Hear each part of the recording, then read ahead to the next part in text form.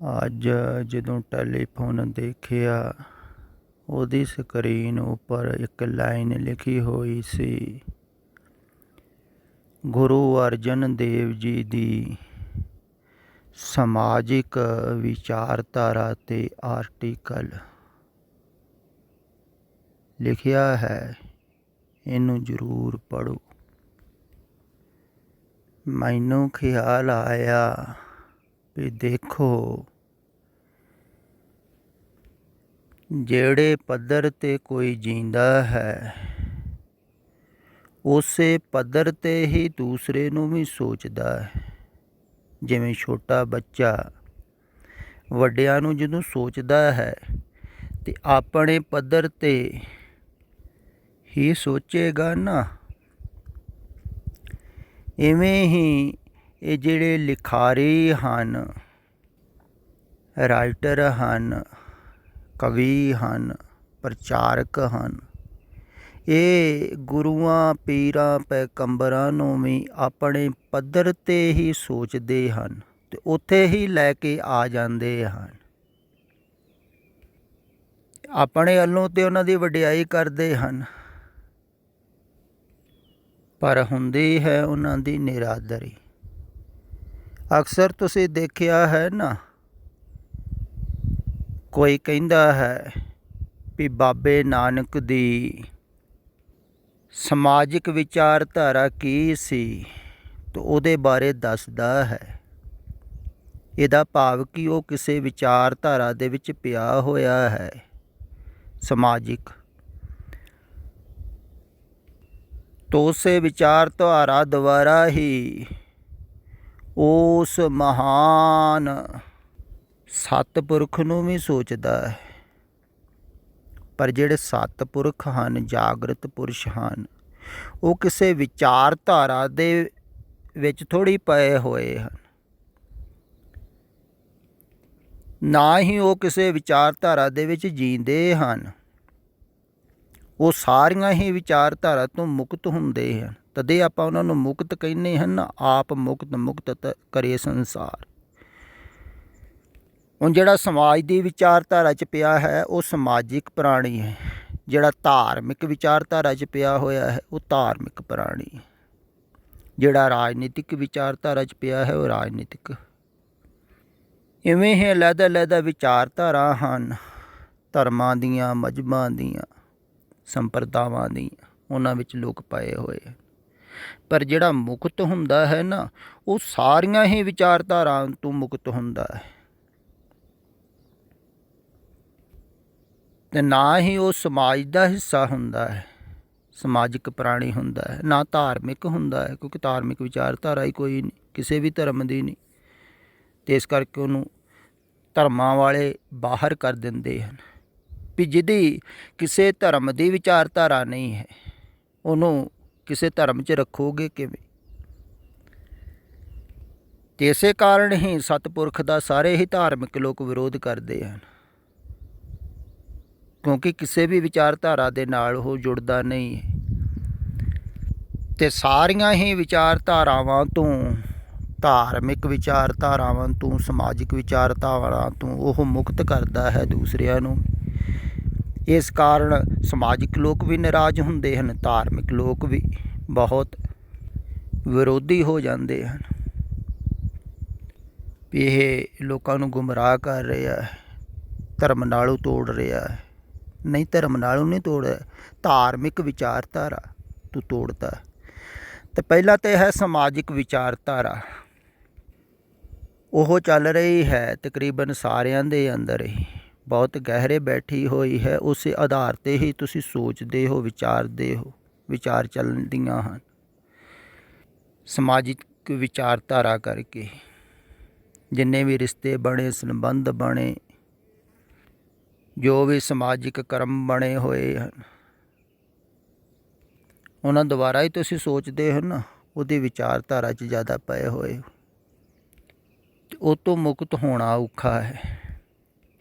ਅਤੇ ਉਹ ਤੋਂ ਤਾਂ ਮੁਕਤ ਇਹ ਵੱਡੇ ਵੱਡੇ ਲਿਖਾਰੀ ਹਨ, ਵਿਚਾਰਕ ਹਨ, ਪ੍ਰਚਾਰਕ ਹਨ, ਜਿਨ੍ਹਾਂ ਨੂੰ ਬਹੁਤ ਲੋਕ ਪੜ੍ਹਦੇ ਹਨ, ਸੁਣਦੇ ਹਨ, ਉਹ ਨਹੀਂ ਮੁਕਤ ਹੋ ਪਾ ਰਹੇ ਹਨ, ਬਲਕਿ ਉਹ ਗੁਰੂਆਂ ਨੂੰ ਵੀ ਸਮਾਜਿਕ ਵਿਚਾਰਧਾਰਾ ਦੇ ਅਧੀਨ ਲੈ ਆਉਂਦੇ ਹਨ। ਅਗਰ ਉਹਨਾਂ ਨੂੰ ਵੀ ਮਹਾਨ ਦੱਸਣਾ ਹੋਵੇ ਨਾ, ਤੇ ਉਹ ਸਮਾਜ ਦੇ ਸੁਧਾਰ ਵਾਸਤੇ ਕਿਹੜੇ ਕਿਹੜੇ ਕੰਮ ਕੀਤੇ ਹਨ। ਕਹਿੰਦੇ ਨਾ ਸਮਾਜਿਕ ਕੁਰੀਤੀਆਂ ਦੂਰ ਕੀਤੀਆਂ, ਤੇ ਤਕਰੀਬਨ ਸਾਰੇ ਹੀ ਧਰਮਾਂ ਦੇ ਲੋਕ ਇਉਂ ਹੀ ਕਰਦੇ ਹਨ, ਭਾਵੇਂ ਉਹ ਹਿੰਦੂ ਹੋਣ, ਮੁਸਲਮਾਨ, ਈਸਾਈ ਜਾਂ ਹੋਰ ਸੰਪਰਦਾਵਾਂ ਦੇ ਲੋਕ, ਬੋਧ ਹਨ। ਤੋ ਵਡਿਆਈ ਕਰਨ ਵੇਲੇ ਵੀ ਇਹ ਸ਼ੂਦਰ ਪ੍ਰਮਾਣ ਦਿੰਦੇ ਹਨ, ਸਮਾਜਿਕ ਦੱਸਦੇ ਹਨ ਵੀ ਉਹਨਾਂ ਨੇ ਇਹ ਇੰਨੇ ਸੁਧਾਰ ਕੀਤੇ ਹਨ ਸਮਾਜ ਦੇ, ਇਸ ਕਰਕੇ ਉਹ ਮਹਾਨ ਸਨ। ਨਹੀਂ, ਉਹ ਕੋਈ ਸਮਾਜਿਕ ਸੁਧਾਰਕ ਥੋੜ੍ਹੇ ਹੁੰਦੇ ਹਨ, ਉਹ ਤਾਂ ਸਗੋਂ ਸਮਾਜ ਤੋਂ ਬਾਹਰ ਕਰਦੇ ਹਨ, ਉਹ ਤਾਂ ਸਮਾਜ ਦੀ ਵਿਚਾਰਧਾਰਾ ਤੋਂ ਮੁਕਤ ਕਰਦੇ ਹਨ। ਹਾਂ, ਜ਼ਿਆਦਾ ਮੁਕਤ ਹੋਣ ਨੂੰ ਤਿਆਰ ਨਹੀਂ ਹੁੰਦੇ ਹਨ,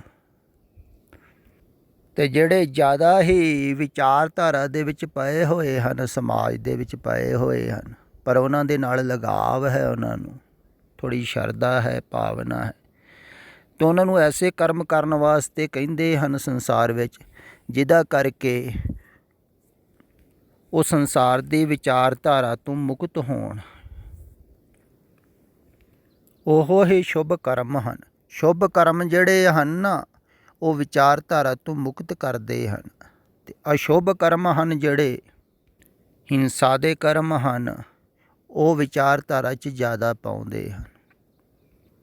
ਪਰ ਉਹਨਾਂ ਦੇ ਸਰੀਰ ਕਰਕੇ ਜਾਣ ਤੋਂ ਬਾਅਦ ਜਿਹੜੇ ਵਿਚਾਰਕ ਹਨ, ਉਹ ਸੋਚਦੇ ਹਨ ਵੀ ਉਹਨਾਂ ਨੇ ਸਮਾਜ ਦਾ ਸੁਧਾਰ ਕੀਤਾ ਹੈ, ਉਹ ਸਮਾਜ ਸੁਧਾਰਕ ਸਨ। ਨਹੀਂ, ਉਹ ਸਮਾਜ ਸੁਧਾਰਕ ਨਹੀਂ ਹੁੰਦੇ ਹਨ।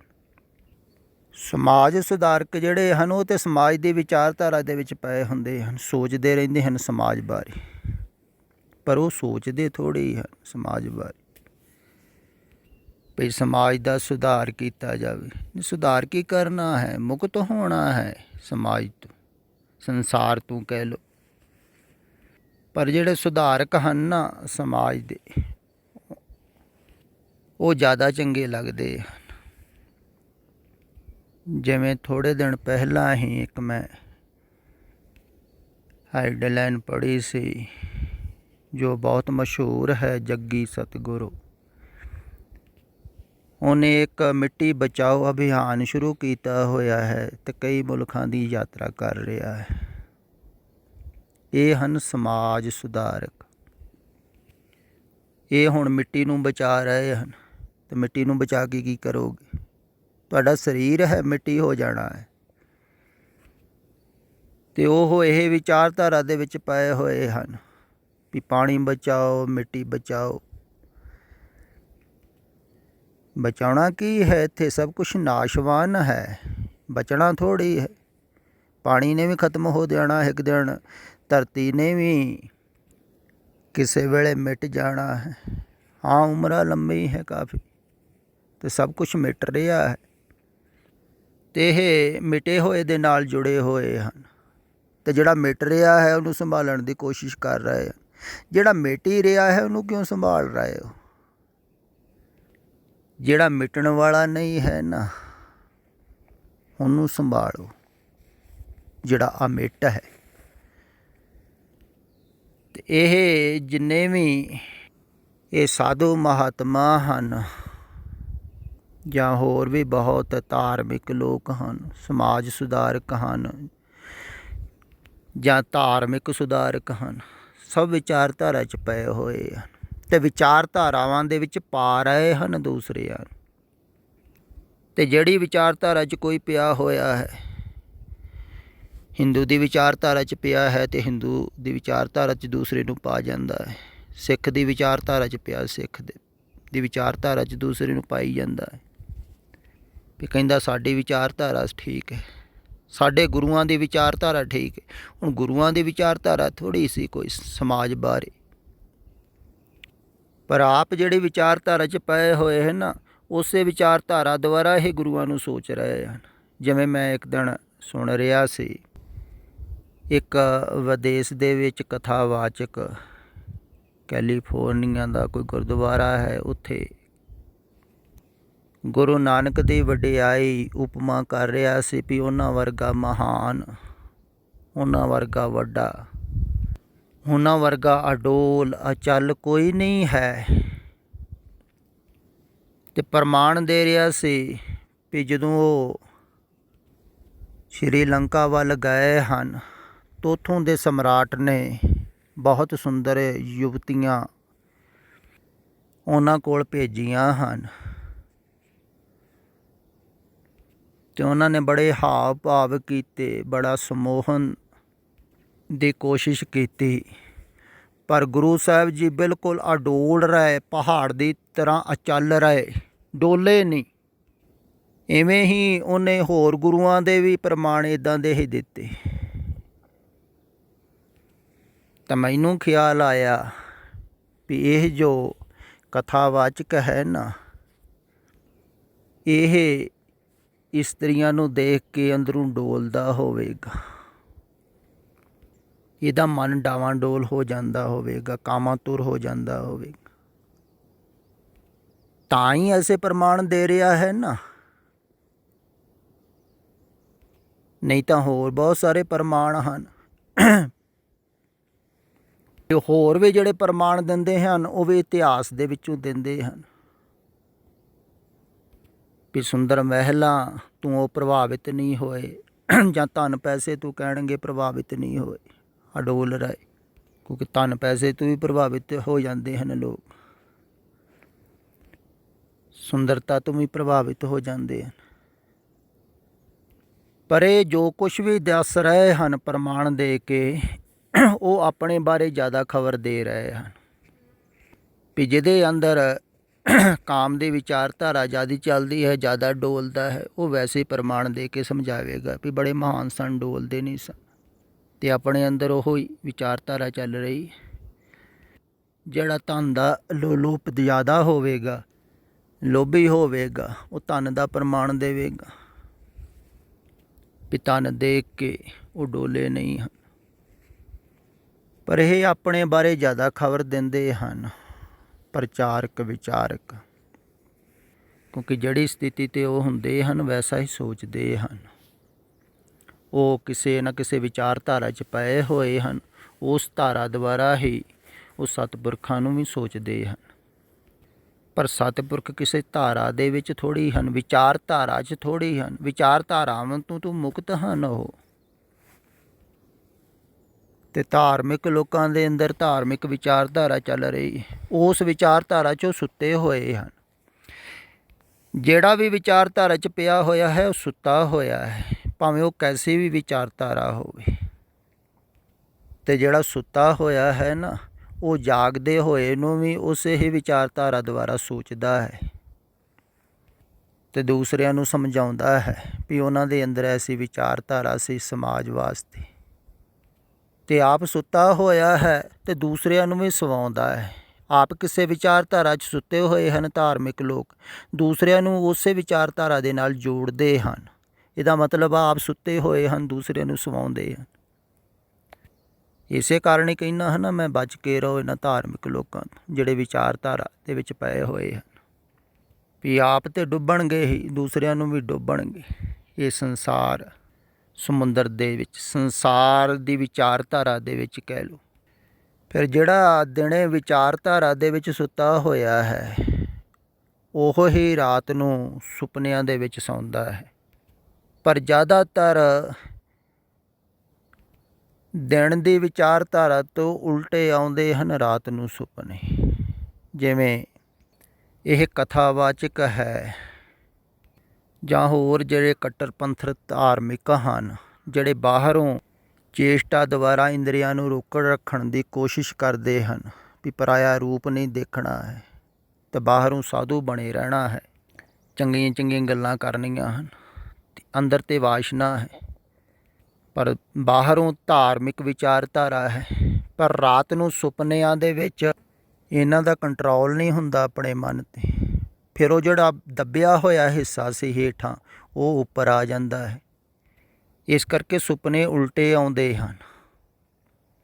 ਤੇ ਮੈਂ ਦੇਖਿਆ ਹੈ ਜਿਹੜੇ ਧਾਰਮਿਕ ਲੋਕ ਹਨ ਨਾ, ਜ਼ਿਆਦਾਤਰ ਬ੍ਰਹਮਚਰਜ ਬਾਰੇ ਦੱਸਦੇ ਹਨ। ਉਹਨਾਂ ਨੂੰ ਕਾਮੁਕ ਸੁਪਨੇ ਆਉਂਦੇ ਹਨ ਜ਼ਿਆਦਾ। ਜਿਵੇਂ ਜਿਹੜੇ ਹਿੰਸਕ ਹਨ, ਜੇਲ੍ਹਾਂ ਦੇ ਵਿੱਚ ਬੰਦ ਹਨ, ਉਹਨਾਂ ਨੂੰ ਸਾਧੂਆਂ ਦੇ ਸੁਪਨੇ ਆਉਣਗੇ ਜ਼ਿਆਦਾ, ਕਿ ਸਾਧੂ ਹੋ ਕੇ ਬੈਠ ਕੇ, ਕਿਉਂਕਿ ਉਹ ਬਰਿਆਈ ਤੋਂ ਉਬ ਚੁੱਕੇ ਹਨ ਨਾ, ਤਾਂ ਉਹਨਾਂ ਨੂੰ ਉਲਟੇ ਸੁਪਨੇ ਆਉਣਗੇ। ਅਤੇ ਜਿਹੜੇ ਸਾਧੂ ਮਹਾਤਮਾ ਬਾਹਰੋਂ ਬਣ ਕੇ ਬੈਠਦੇ ਹਨ, ਉਹਨਾਂ ਨੂੰ ਸੁਪਨੇ ਰਾਤ ਨੂੰ ਉਲਟੇ ਆਉਣਗੇ। ਜਿਵੇਂ ਕਿਸੇ ਦੇ ਅੰਦਰ ਦਿਨੇ ਵਿਚਾਰਧਾਰਾ ਚੱਲਦੀ ਹੈ ਵੀ ਸੰਸਾਰ ਕੂੜ ਹੈ, ਅਸੱਤ ਹੈ, ਬੇਖਰੂਪ ਹੈ, ਇਹਦੀ ਵਾਸ਼ਨਾ 'ਚ ਉਲਝਣਾ, ਗੰਦਗੀ ਖਾਣਾ ਹੈ, ਐਸੀ ਵਿਚਾਰਧਾਰਾ ਹੈ ਦਿਨ। ਅਤੇ ਰਾਤ ਨੂੰ ਹੋ ਸਕਦਾ ਉਹ ਸੁਪਨੇ ਦੇ ਵਿੱਚ ਗੰਦਗੀ ਖਾ ਰਿਹਾ ਹੋਵੇ, ਇੱਦਾਂ ਵੀ ਹੋ ਜਾਂਦਾ ਹੈ। ਦਿਨੇ ਜਿਹੜਾ ਵਿਚਾਰਾਂ ਕਰਕੇ ਦਬਾਇਆ ਹੋਇਆ ਹਿੱਸਾ ਹੈ, ਰਾਤ ਨੂੰ ਉੱਪਰ ਆ ਜਾਂਦਾ ਹੈ, ਉਹੀ ਸੁਪਨੇ ਬਣ ਜਾਂਦੇ ਹਨ। ਅਤੇ ਦਿਨੇ ਜਿਹੜਾ ਵਿਚਾਰਾਂ ਤੋਂ ਮੁਕਤ ਹੈ, ਉਹ ਸੁਪਨਿਆਂ ਤੋਂ ਵੀ ਮੁਕਤ ਹੁੰਦਾ ਹੈ। ਦਿਨੇ ਜਿਹਦੇ ਅੰਦਰ ਕੋਈ ਵਿਚਾਰਧਾਰਾ ਨਹੀਂ ਚੱਲਦੀ, ਜਿਹੜਾ ਧਾਰਾ ਦੇ ਕਿਨਾਰੇ ਬੈਠ ਗਿਆ, ਉਹਨੂੰ ਹੀ ਕਿਹਾ ਸੀ ਤਟਸਥ ਹੋ ਗਿਆ, ਕੁਟਸਥ ਹੋ ਗਿਆ। ਭਾਵ ਕਿ ਨਦੀ ਚੱਲ ਰਹੀ ਹੈ, ਨਦੀ ਦੀਆਂ ਧਾਰਾਵਾਂ ਚੱਲ ਰਹੀਆਂ ਹਨ, ਪਰ ਉਹ ਧਾਰਾ ਦੇ ਬਾਹਰ ਬੈਠ ਗਿਆ, ਕਿਸੇ ਧਾਰਾ ਦੇ ਨਾਲ ਨਹੀਂ ਬਹਿੰਦਾ। ਅਤੇ ਜਿਹੜਾ ਧਾਰਾ ਦੇ ਨਾਲ ਬਹਿ ਰਿਹਾ ਹੈ, ਉਹ ਤਾਂ ਸੰਸਾਰ ਨਾਲ ਬਹਿ ਰਿਹਾ ਹੈ ਨਾ, ਅਤੇ ਸੰਸਾਰ ਬਹਿ ਰਿਹਾ ਹੈ, ਮਿਟ ਰਿਹਾ ਹੈ। ਅਤੇ ਇਹਦੀ ਵਿਚਾਰਧਾਰਾ ਦੇ ਨਾਲ ਜਿਹੜਾ ਬਹਿ ਰਿਹਾ ਹੈ, ਉਹ ਸੰਸਾਰ ਨਾਲ ਬਹਿ ਰਿਹਾ ਹੈ, ਝੂਠ ਨਾਲ ਬਹਿ ਰਿਹਾ ਹੈ। ਅਤੇ ਜਿਹੜਾ ਝੂਠ ਨਾਲ ਬਹਿ ਰਿਹਾ, ਉਹਦਾ ਜੀਵਨ ਵੀ ਝੂਠ ਹੈ। ਅਤੇ ਜਿਹੜਾ ਝੂਠ ਤੋਂ ਕਿਨਾਰੇ ਹੋ ਕੇ ਬੈਠ ਗਿਆ, ਨਦੀ ਦੇ ਕਿਨਾਰੇ, ਇਸੇ ਕਾਰਨ ਹੀ ਪੁਰਾਣੇ ਸਮਿਆਂ 'ਚ ਸਤਿਪੁਰਖ ਬਹਿੰਦੇ ਸਨ ਅਤੇ ਬੈਠੇ ਬੈਠੇ ਤਟਸਥ ਹੋ ਜਾਂਦੇ ਸਨ, ਕੁਟਸਥ ਹੋ ਜਾਂਦੇ ਸਨ।